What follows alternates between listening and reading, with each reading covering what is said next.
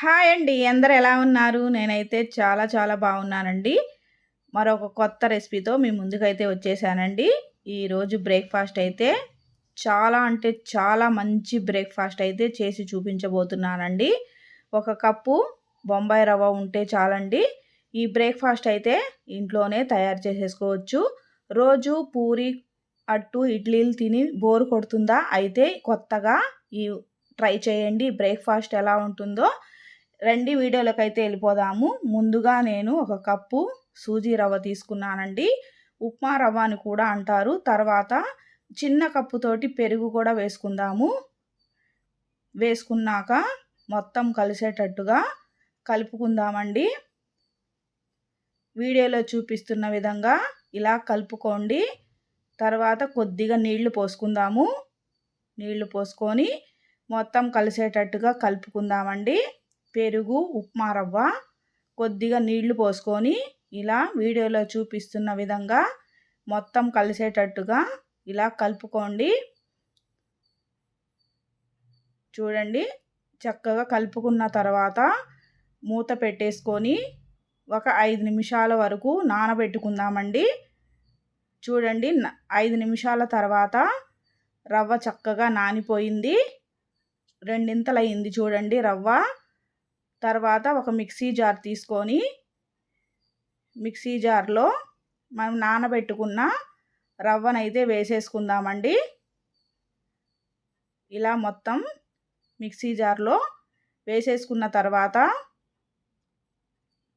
మూత పెట్టేసుకొని మిక్సీ పట్టేసుకుందాము. చూడండి, ఇలా మెత్తగా మిక్సీ పట్టేసుకోవాలండి. తర్వాత అదే బౌల్లో మిక్సీ పట్టేసుకున్న ఈ పిండినైతే వేసేసుకుందాము. వేసుకొని మిక్సీ జార్లో కొద్దిగా నీళ్లు పోసుకొని వేసేసుకుందామండి.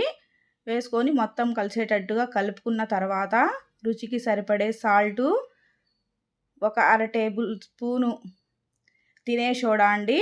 తినే సోడా బదులు మీరు ఈనో కూడా వేసుకోవచ్చండి. ఇలా వేసుకున్న తర్వాత మొత్తం కలిసేటట్టుగా ఇలా కలుపుకుందాము.